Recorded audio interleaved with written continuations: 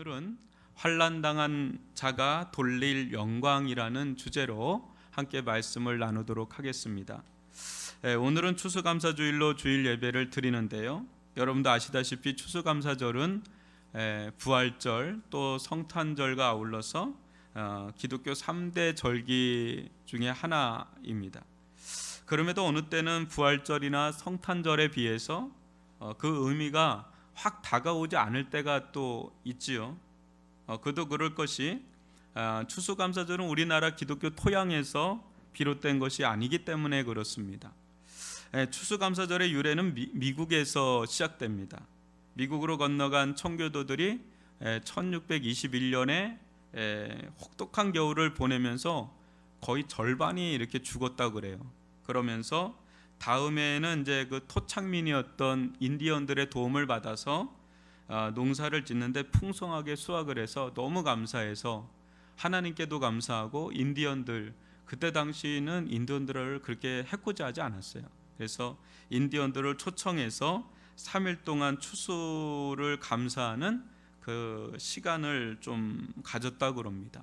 추수한 곡식들, 과일들, 또 야생에 있는 칠면조 요리가 유명한데 그걸 요리하면서 이 잔치를 벌인 것이 미국 추수감사절의 유래라고 합니다.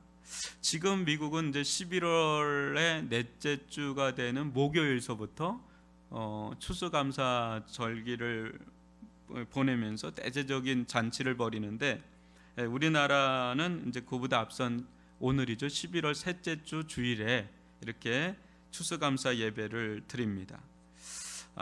날짜보다 더 중요한 것은 의미일 겁니다. 동서고금을 막론하고 한 해 동안 가족들을 지켜주시고 또 필요한 것들을 크고 작게 수확한 것에 대해 감사하는 것은 얼마나 의미 있고 또 뜻깊은 일입니까? 어떻게 보면 추수감사절, 미국은 추수감사절이면 우리에게는 추석이라고 하는 게 제가 볼 땐 더 와닿는 것 같아요. 그래서 요즘에 교회들마다 꼭 이때 안 하고 10월 달에 하는 데도 있고 다양하게 지금 교회마다 다양하게 하는데 우리나라는 추석이 더 추수감사절하고 다가오게 또 확 다가오는 게 제가 볼 땐 그거 같아요. 그런데 이제 세상에서는 이제 가족끼리 오순도순 모여서 함께 식사도 하고 교제하는 것에서 멈춘다면 우리는 이제 가족을 좀 넘어서서 또 이웃을 생각하고 또 이웃을 넘어서서 한 해 동안 돌보시고 또 인도하시고 또 필요한 것을 공급해 주신 그 하나님께 감사의 예배를 드리는 추수감사절을 이렇게 보냅니다. 그래서 원래는 저희들이 풍성하게 쌓아놓고 이거 같이 나누고 나눠주고 이렇게 했던 게 코로나 전까지도 그렇게 했었죠. 제가 이번 주에 작년부터 간다 하면서 못 갔던 남해 여수에 계신 성도님들이 있어요. 제일 멀리 계신 성도님들. 오전에도 일부 예배 때 이렇게 기록을 해놨더라고요, 유튜브로. 그분들을 이제 만나고 왔는데 이분들을 제가 만나면서 교제하면서 가장 중요한 타이밍에 만나게 하셨구나, 이거를 제가 좀 보고 왔습니다. 이번에 딱 간 게 딱 맞는 그런 타이밍이 있더라고요.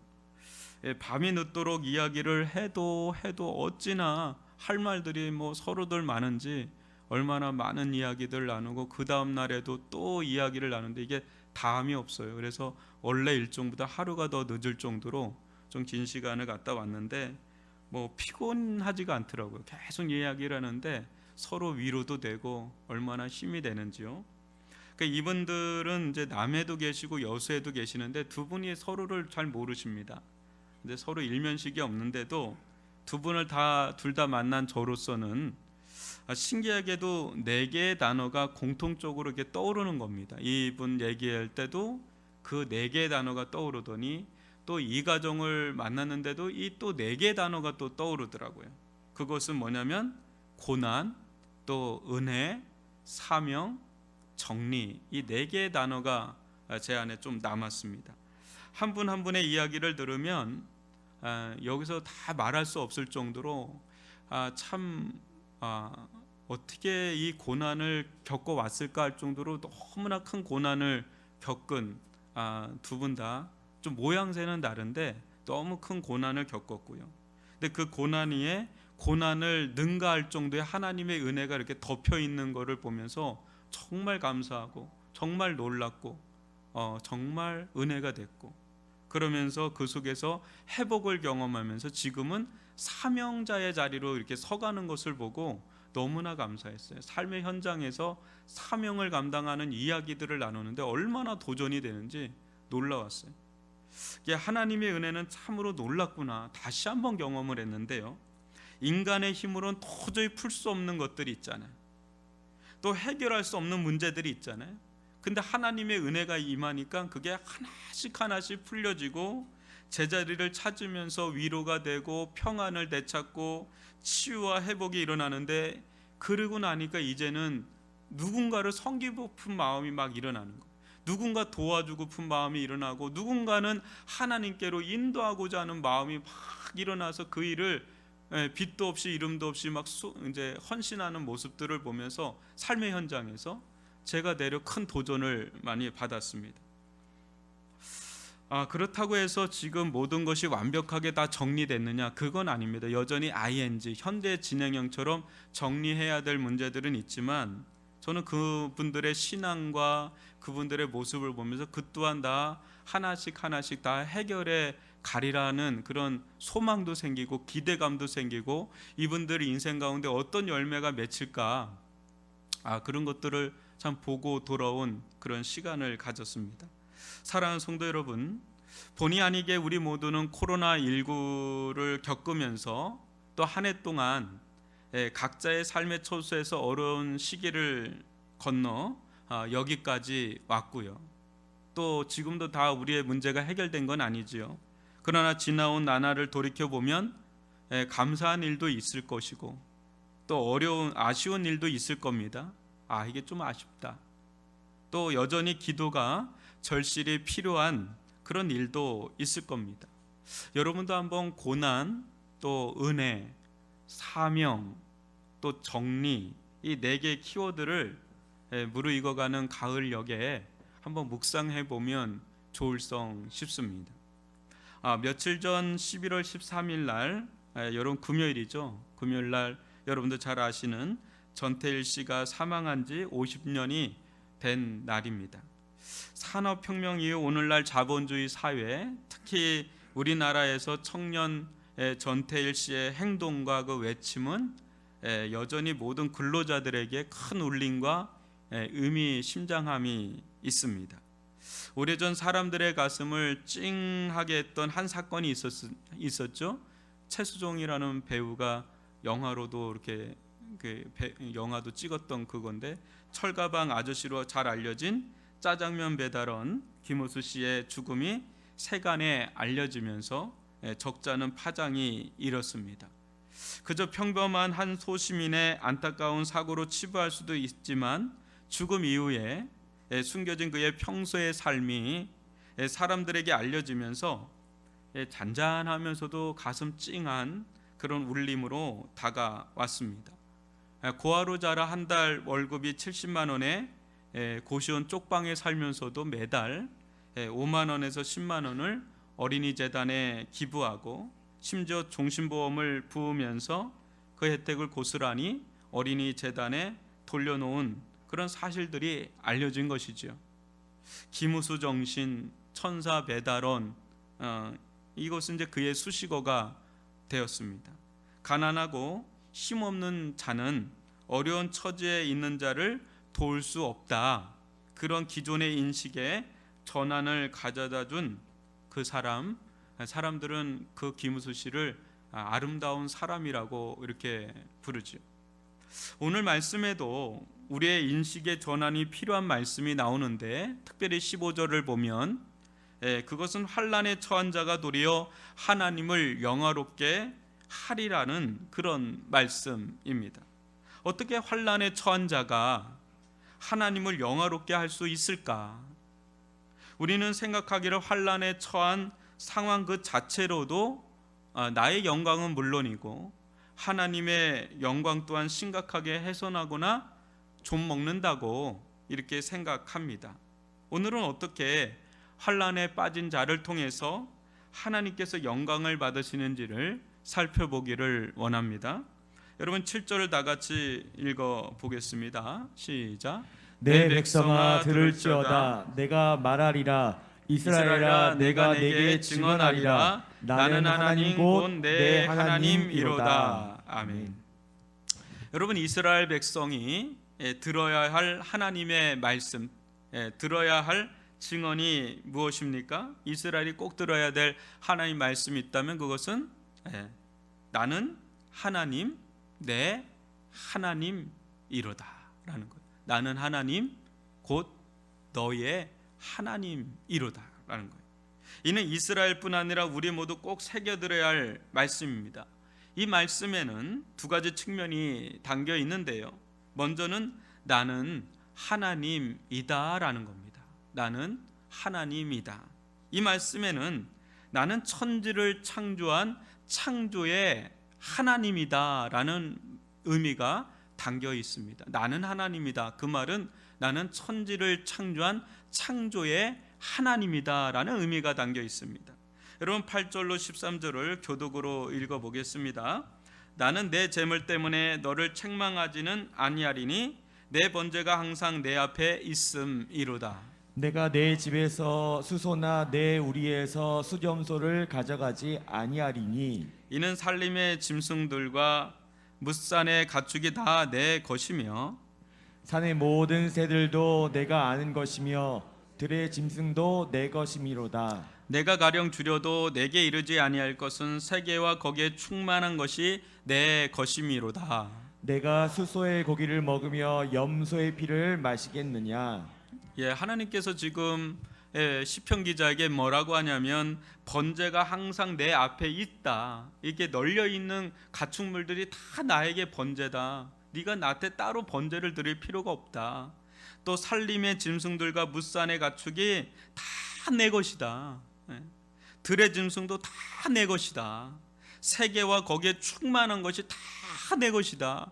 너희들이 나한테 드린다고 하는데 내가 부족해서 너희들이 나한테 드리는 게 아니라 실은 이 모든 게 다 내 것인데 너희들에게 내가 뭐가 필요해서 받을 거 그런 것도 없다. 다 내 것이다. 이 말씀 뭐라는 말이에요? 오직 하나님은 천지를 창조하신 이 창조의 주로서 세계의 소유권을 주창하는 이 세계가 다 내 것이라고 선언하고 있는, 선포하고 있는 그런 말씀이라고 할 수가 있습니다. 아주 대표적인 그런 말씀입니다. 우리가 믿는 하나님은 어때요? 보이는 이 물질 세계 있죠? 이 보이는 이 물질 세계나 보이지 않으나 존재하고 있는 이 영적인 세계를 창조하신 창조의 아버지가 되십니다. 모든 것이 그가 없이는 된 것이 없고 그가 없이는 존재할 수가 없으니 모든 것이 다 그의 것이라는 것이 성경의 말씀이지요. 지음받은 존재가 여러분 지은 존재보다 클 수 없듯이 여러분 여기 컵이 있는데 이 컵이 뭐 저보다는 막 위대하고 클 수가 없잖아요. 이렇게 지음받은 존재는 지은 존재보다 클 수가 없듯이 이 세상 그 무엇도 하나님을 감당하거나 담을 수가 없으니 우리가 믿는 하나님은 영원하시고 무한하신 적는자이신 줄 믿습니다. 근데 이 하나님께서 지금 우리에게 어떻게 다가오신다는 거예요? 무엇이라고 하시는 거예요? 나는 내 하나님이다. 이런 천지 우주 만물을 창조하신 내가 너의 든든한 하나님이다. 나는 너의 하나님이 되는 것을 기뻐한다라는 거예요. 더 나아가서 나는 너와 사랑의 언약을 맺은 언약의 하나님이다. 너와 아주 특별한 사랑의 관계를 맺은 약속의 하나님이다. 이렇게 하면서 다가오시는 거예요. 감히 보잘것없는 우리들에게 하나님은 천지를 창조하신 그 하나님이 감히 나 같은 것에게 먼저 다가오셔서 사랑의 영원한 사랑의 관계로 맺고 우리들 가운데 약속을 주시고 우리들의 하나님이 되시는 걸 기뻐하시는 이건 너무나 큰 은혜가 아니겠습니까? 여러분 뭐 대통령이 여러분 아십니까? 여러분 이름을 아세요? 여러분의 이름 세 글자를 아시고 그렇게 할까요? 그렇지 않죠. 웬만한 사람은 또 만나기도 어려운 사람들도 있고 막 그래요. 그죠? 근데 그런 사람들하고도 비교할 수도 없는 그 하나님께서 내 이름을 가슴팍에 새기고 나와 영원한 관계로 맺기를 원하시는 그 하나만으로도 충분한 것 아닙니까? 어마어마한 은혜 가운데 우리가 들어간 줄 믿습니다. 어떻게 이 창조의 하나님이 나와 같은 자와 인격적인 사랑의 관계를 맺어서 나의 하나님이 되실 수 있을까? 한번 5절을 같이 읽어볼까요? 굉장히 중요한 구절인데요. 시작. 이르시되 나의 성도들을 내 앞으로 모으라. 그들은 제사로 나와 언약한 이들이니라 하시도다. 뭐라 그래요? 어떻게 그 언약의 관계, 그 영원한 사랑의 관계를 맺었다 그래요? 뭘로? 제사로. 그래서 그 성도들을 내 앞으로 모으라 그러는 거예요. 여러분들이 각자의 처소에 있다가 이렇게 성도들의 모임인 교회로 와서 함께 이렇게 나올 수 있는 것은 그 제사로 말미암아서 영원한 언약의 관계로 나는 너의 하나님이 되고 너는 나의 백성이 되는 이 엄청난 관계로 들어온 그 중심에는 제사가 있는데, 여러분 이 제사가 뭘까요? 이 제사가 뭘까요? 이 제사는 제사함을 가져다 주는 제사로 말미암아서 하나님은 우리와 사랑의 관계를 맺기를 기뻐하셨다는 거죠. 제사함을 가져다 주는 제사, 정말 우리 가운데 도저히 해결할 수 없는 그 죄의 문제를 해결하는 그 제사로 우리와 영원한 사랑의 관계를 맺었다는 건데, 그러나 이 제사 드림 속에는 우리의 어떤 공로 또 우리의 어떤 영광이 들어가서는 안 됩니다. 왜냐하면 하나님은 제사를 통해서 우리와 언약 맺기를 기뻐하시지만 이 제사는 우리가 유교적인 문화권에 있지 않습니까? 제사상, 그런 제사가 아니고요. 또 구약의 그런 제사 제도도 아닙니다. 완전히 질적으로 다른 제사가 우리들 가운데 섰는데, 그게 뭡니까? 하나님께서 친히 우리가 마련한 제사가 아니라 하나님 당신이 친히 그 제사를 마련했는데, 그것이 바로 십자가 상 위에서 마련한 십자가의 제사라는 거예요. 예수님의 죽음을 놓고 마련한 그 제사로 말미암아서 우리는 하나님과 영원한 관계 맺기로 들어가게 됐다는 겁니다. 우리는 자칫 눈에 보이는 이 제사 제도의 틀에 매여서 하나님께서 원하시고 기뻐하시는 것을 놓칠 때가 많습니다. 하나님을 단순히 제사의 어떤 틀이나 또 형식으로 대할 때가 많습니다.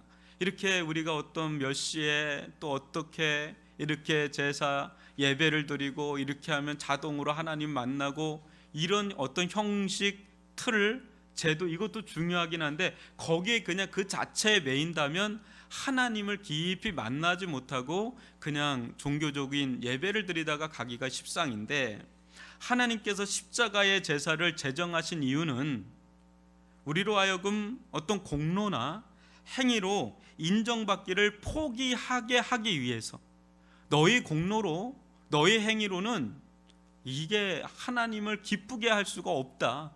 오히려 어떤 겁니까? 우리는 십자가 앞에 서면 설수록 우리는 우리의 어떠함을 보게 돼요? 나의 가련한 영혼을 보게 되죠. 얼마나 허물 많고 얼마나 죄 많고 얼마나 연약한지 우리는 이렇게 살 때는 모르지만 십자가 앞에 딱 서면 아무 할 말 없는 죄인임을 표절히 느끼면서 그것을 깨우치도록 하기 위해서 하나님은 십자가 제사를 우리들 앞에 놓아 주신 줄 믿습니다. 여러분, 예수님의 그 대속적 죽음, 예수님의 그 대리적 죽음, 그 속에는 실은 또 무엇이 있습니까? 우리는 죄 많고 허물 많고 연약하지만 또 그 속에서 우리는 뭘 발견하죠? 하나님의 긍휼하심과 하나님의 다음 없는 자비하심과 하나님의 은혜로우심을 실은 그 십자가의 제사에서 우리는 보게 되죠. 그 속에서 우리의 죄가 씻겨져 나가고 우리의 죄와 허물이 용서함을 받고 우리가 회복을 경험하고 구원을 경험하고 생명을 경험하고 은혜를 경험하고 일어나는 그런 경험을 하는 자리가 예수 그리스도의 십자가의 자리인 줄 믿습니다. 그 속에서 우리의 공로는 다 떠나가고 우리의 행위도 다 떠나가고 오직 영광은 하나님이십니다. 오직 영광을 받으실 분은 하나님이십니다. 오직 자랑할 분은 예수, 예수, 예수, 예수만 자랑합니다. 이런 고백이 우리의 고백이 되지 않습니까? 그래서 진짜 그 속에서 하나님의 영광이 온전히 회복되는 것을 고백하게 되고 예수의 이름을 자랑하면서 예수의 사람으로 서나가는 것을 보게 되지요. 이것이 우리가 이제 이렇게 예배드리는 이 예배 속에 지배되는 정신이어야 되고 지배되는 영성이어야 된다는 거죠. 우리는 아무 할 말 없는 죄인입니다. 우리는 아무 할 말 없는 허물 많은 자입니다. 그러나 오직 은혜, 오직 자비, 오직 긍휼, 오직 하나님께 영광, 그것만이 저를 압도하니 하나님만이 영광을 받아 주옵소서. 당신의 은혜만이 저를 살릴 수 있는 유일한 길입니다. 이 고백이 우리의 매주 드리는 이 예배 속에 우리들 가운데 충만하게 임할 수 있기를 바랍니다. 우리 정신을 지배할 수 있기를 바랍니다. 여러분, 그러하게 우리들의 이 예배 속에 절대적으로 있어야 될 게 뭐겠어요? 이 감사죠. 정말 아무 자격 없는 자인데 이런 내가 감히 하나님 앞에 나올 수 있는 성도의 자리로 또 예배 자리로 설 수 있는 것만 해도 그건 절대적 감사의 제목이 되는 거지요. 화려하게 드려도 감사가 빠지면 하나님이 기뻐하시지가 않는데 정말 보잘것없는 곳에서 그렇지만 그 속에서 감사로 찬양으로 마음 다해 예배를 드릴 때 하나님은 그 예배자를 찾으시고 그 예배자를 기뻐하시고 그 예배자 가운데 임재하시는 줄 믿습니다. 제가 아직도 기억나는 예배가 있어요. 그 아주 한 20년 정도 된 것 같은데 연변 가기대에 한번 간 적이 있습니다. 거기는 한국 교수님들이 꽤나 많은데 실상 그분들은 교수시기도 하시지만 다 선교사세요. 그것도 다 자비랑 선교사입니다. 근데 그분들이 예배를 드리는데 그런 얘기를 해요. 저한테. 목사님, 그때는 목사가 아니었을 때인데 그때는 뭐라 그러냐면 여기 들어오는 이제 대학생들이 대부분이 예수를 안 믿는 애들이래요. 근데 졸업할 쯤 되면 거의 70-80%가 예수를 믿는데요. 신앙의 자유가 없는데 다 맨투맨으로 이 아이들을 전도를 해서 구원받게 하고 하는데, 그러면 이제 세상에 나갈 때 이제 그리스도의 군사가 돼서 나가는 게 비전인 거예요. 아주 그 총장님이 또 유명하잖아요. 그래서 평양 가기대도 만들려고 하고 막 그랬던 분인데 거기서 예배를 드리는데 풍금 하나 가지고 예배 드리더라고요. 정말 숨어서 예배를 드리는데 풍금 하나로 자기들의 정체가 탄로 날까봐 풍금 하나로 찢어진 그 찬송가 책 가지고 그걸 예배를 드리는데 저는 진동하는 경험을 했어요. 야, 땅이 이렇게 진동할 수도 있구나. 얼마나 그냥 성령 충만하게 예배를 드리는데 그거 말씀이 뭐 대단하거나 뭐 찬송가가 뭐 대단한 게 아니잖아요. 그래 딱 보면 그냥 우리가 똑같은 건데 그때 그 예배의 간격이란 건 아직도 잊어질 수가 없는 그 예배의 간격이 있었습니다. 감사로 예배드리는 예배, 그것을 하나님 기뻐하신 줄 믿습니다. 여러분 23절을 같이 읽어볼까요? 시작. 감사로 제사를 드리는 자가 나를 영화롭게 하나니 그의 행위를 옳게 하는 자에게 내가 하나님의 구원을 보이리라. 여러분, 하나님을 어떤 자가 영화롭게 한대요? 감사로 제사를 드리는 것. 그래서 하나님은 하나님을 기뻐하시는 자를 통해서 기뻐하시고 또 하나님을 감사하는 자를 통해서 영광을 받으시고 또 하나님을 즐거워하는 자를 통해서 역사하시기를 즐거워하시는 그런 하나님이신 줄 믿습니다. 하나님도 우리를 기뻐하시고 하나님도 우리를 축복하시고 하나님도 우리를 즐거워하시지만 우리 또한 하나님을 즐거워하고 하나님을 기뻐하고 하나님께 감사할 때 그때 하나님도 영광을 받으시는 줄 믿습니다. 우리는 보통 감사의 근거를 뭘로 둡니까?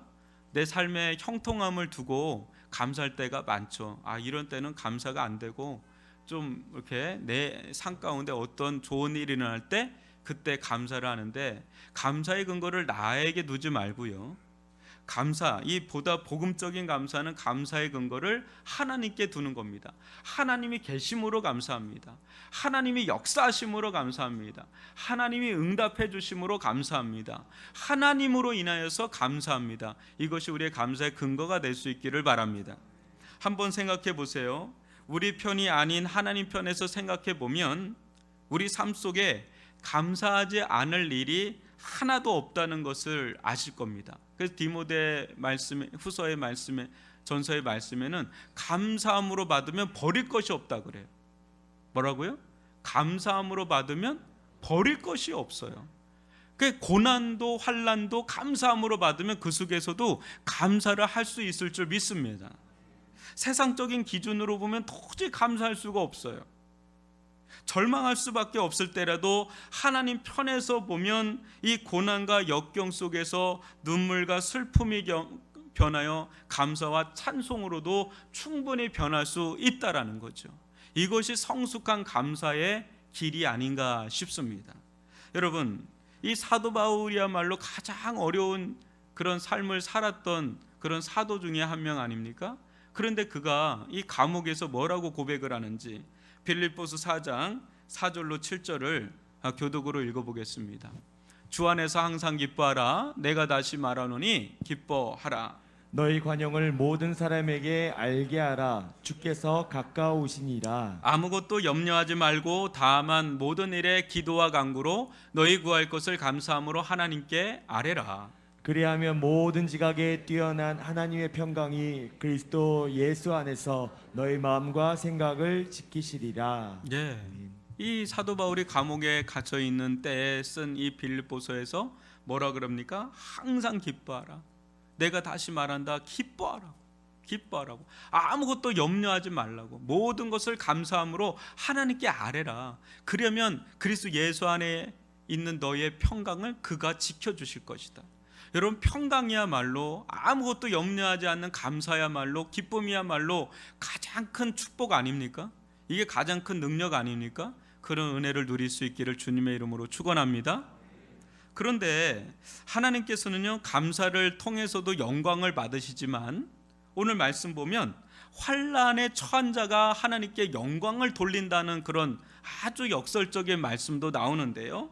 한번 14, 15절을 다 같이 읽어볼게요. 시작. 감사로 하나님께 제사를 드리며 지존하신 이에게 내 소원을 갚으며 환난 날에 나를 부르라. 내가 너를 건지리니 네가 나를 영화롭게 하리로다. 아멘. 여러분, 환난 날에 있는 자가 하나님을 영화롭게 한다 그러는데 환난은 뭡니까? 환난은 뭡니까? 환난은 내적으로 외적으로 다가오는 강력한 압박이라고 저는 생각이 듭니다. 환난을 맞이할 때, 이 고난 가운데 처할 때는 누군가의 도움이 절실히 필요하면 필요했지 누군가를 도울 여유가 전혀 없는 때가 이 환난의 때 아닙니까? 고난의 때 아닙니까? 그런 환난 중에는 어떤 일에 대한 압박이 있을 수 있겠고, 그죠? 또 어떤 관계의 틀어짐이 있을 수 있겠고, 또 어떤 질병에 대한 압박이 있을 수 있겠고, 어떤 경제적인 또 압박이 있을 수 있겠고, 크고 작은 내 생존에, 내 삶에 어떤 압박을 가져다 주는 그런 것들이 다 환난이라고 할 수가 있겠어요. 고난, 역경, 뭐 그런 것들. 이 모든 것 중에서 단 하나만 내 인생 가운데 파고 들어와도 감내하기가 쉽지 않은 게 환난이지 않습니까? 여러분, 우리 가족 중에 누가 한 명만 아파봐요. 내가 아파봐요. 그거 하나만 해도 진짜 힘들어요. 안 아픈 분은 아픈 걸 잘 모르잖아요. 여태까지 나는 병원 한번 가본 적이 없어요. 이런 분은 아픈 게 뭔지 잘 모를 거예요. 근데 경제적인 것도 어때요? 경제적인 어려움을 겪잖아요. 그것 또한 감당할 수가 없어요. 또 사람과의 관계가 틀어지잖아요. 정말 가까운 사이인데 이게 관계가 틀어진 것, 이거 하나도 얼마나 힘든 일인지 모릅니다. 또 되어지는 일이 없어요. 하는 것마다 일이 안 될 때 그것 또한 너무너무 곤욕스러운 거예요. 여러분, 요즘에 어떤 환난을 경험하고 있는 게 있습니까? 여러분들 가운데 고난이라면 고난, 어려움이라면 어려움, 또 그런 것을 여러분 겪고 있는 분들 계십니까? 크고 작게 우리들 가운데 있을 거예요. 저분은 참 좋겠다. 아무런 근심 걱정 없겠다 하는데 조금 더 들어가면 다들 뭔가 있는 겁니다. 그리고 또 어때요? 극심했던 환난을 경험한 적이 있습니까? 지금은 지나왔지만 몸서리가 쳐지는, 다시는 나 그런 일은 나는 안 겪고 싶다. 그거를 이렇게 통과한 그런 경험이 다들 좀 있을 겁니다. 그런데 여기서 이 환난과 이 영화롭게 한다, 이게 전혀 매치가 안 되는 건데 이 깊은 역학관계가 있다는 거예요. 깊은 관계가 있다는 거예요. 한번 보실까요? 하나님께서 여러분 이 죄많은 세상에서 우리를 하나님의 자녀로, 하나님의 백성으로 부르신 이유가 무엇인지 로마서 8장 17, 18절을 한번 교독으로 읽어보겠습니다. 자녀이면 또한 상속자 곧 하나님의 상속자요 그와 함께 한 상속자니 우리가 그와 함께 영광을 받기 위하여 고난도 함께 받아야 할 것이니라. 생각하건대 현재의 고난은 장차 우리에게 나타날 영광과 비교할 수 없도다. 우리가 하나님의 자녀가 되고 하나님의 백성이 되고 예수님을 만나면 진짜 앞으로 우리의 인생이 탄탄대로가 될 거라고 생각하지만 안 그래. 영광도 오지만 그에 못지않게 뭐도 같이 따라온다고요? 고난도 따라와요. 왜 고난이 따라올까요? 그것은 우리가 달라졌기 때문에 그래요. 그냥 세상적으로 그냥 살면 문제될 수 없는 것이, 우리는 더 이상 하나님의 세상대로 살 수가 있는 자들이 아니라 이제는 하나님 뜻대로 살다 보니까 뭔가 세상과 걸리는 거예요. 그럴 때 이제 어떤 고난이 찾아오기 시작을 합니다. 근데 고난이 찾아오는데 여러분, 이 환난의 깊이, 이 고난의 깊이가 깊어지면 깊어질수록 어때요? 깊은 골짜기는 높은 산은 그만큼 골짜기도 깊은 것처럼 우리들 가운데 다가오는 환난, 우리들 가운데 다가오는 이 고난이 깊으면 깊을수록 하나님께 영광을, 하나님께 영화를 돌리는 것도 높다라는 것을 우리는 보게 됩니다. 어떻게 환난의 날에 처한 자가 하나님을 영화롭게 할 수 있을까? 어떻게 누군가의 도움이 절실히 필요한 자가 하나님을 영화롭게 할 수 있을까? 그 이유는 부르짖음과 건지심에서 찾아볼 수 있습니다. 비록 환난에 처한 자이기는 하나 도리어 환난은 어때요? 기도로 변하여서 세계와 거기에 충만하신 그 하나님, 그 창조의 하나님의 도움을 요청하는 기도를 통해서 하나님은 잠잠히 계시는 것도 아니요, 또 무관심하게 내버려 두시는 것도 아니요, 그 환난의 웅덩이 속에서 이 부르짖는 당신의 백성의 소리를 들으셔서 그와 맺은 언약을 기억하시고는 어떻습니까?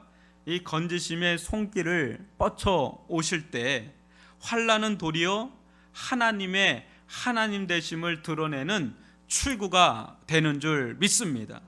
여러분, 하나님은 이 세상 가운데 하나님 그분 자신, 즉 그 영화로우신 하나님, 그 영광스러우신 하나님, 이 세상 모든 것을 압도하는 그 탁월한 지혜와 능력과 사랑, 그 자체가 되신 그 하나님, 그분 자신이 드러나게 될 때 가장 큰 영광을 받으시는 줄 믿습니다. 하나님을 누가 만족시킬 수가 있겠습니까? 하나님을 만족시킬 수 있는 분은 오직 하나님 한 분뿐이신 줄 믿습니다. 하나님 자신보다 하나님을 영화롭게 하는 대상은 이 세상에 없다는 것이지요. 근데 하나님 그분이 드러나는 것이야말로 하나님의 영광이 드러나는, 하나님께서 영광을 취하시는 길인 줄 믿습니다. 그러기에 대부분 하나님의 영광이 찬란하게 드러나는 때를 한번 여러분 잘 보십시오.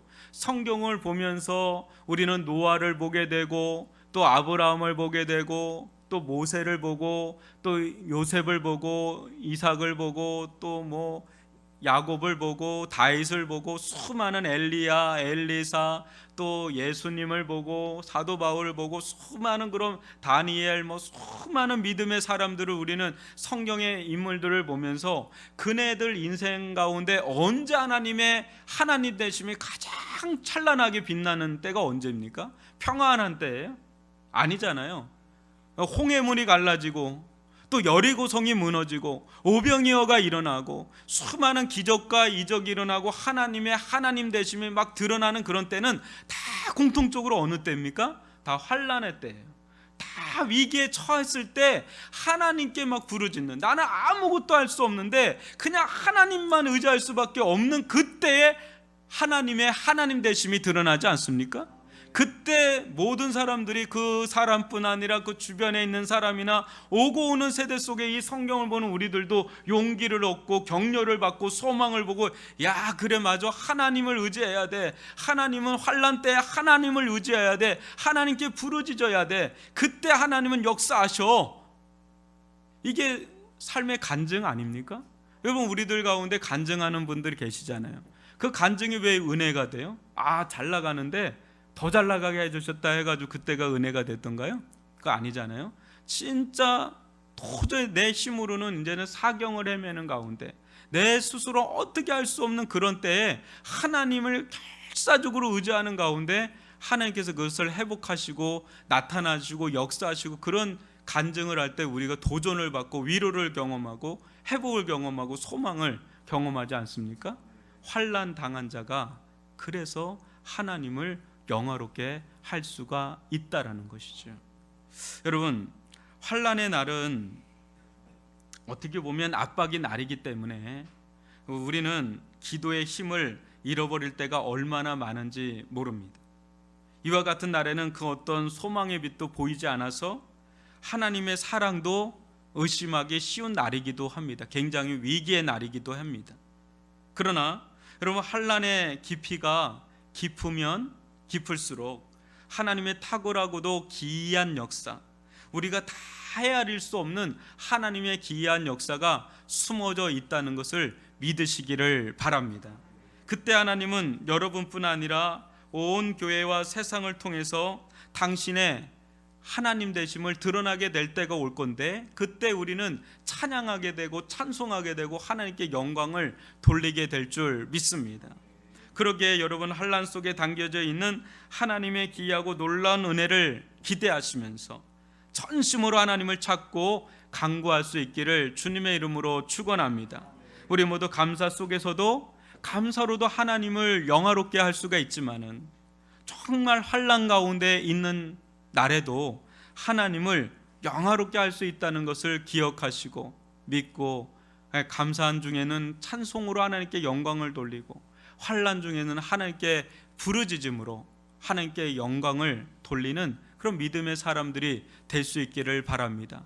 그런 가운데 나타나신 하나님의 기이한 크고도 놀라운 은혜와 권능과 능력이 우리들의 삶 속에 나타날 수 있기를 주님의 이름으로 축원합니다. 기도하겠습니다.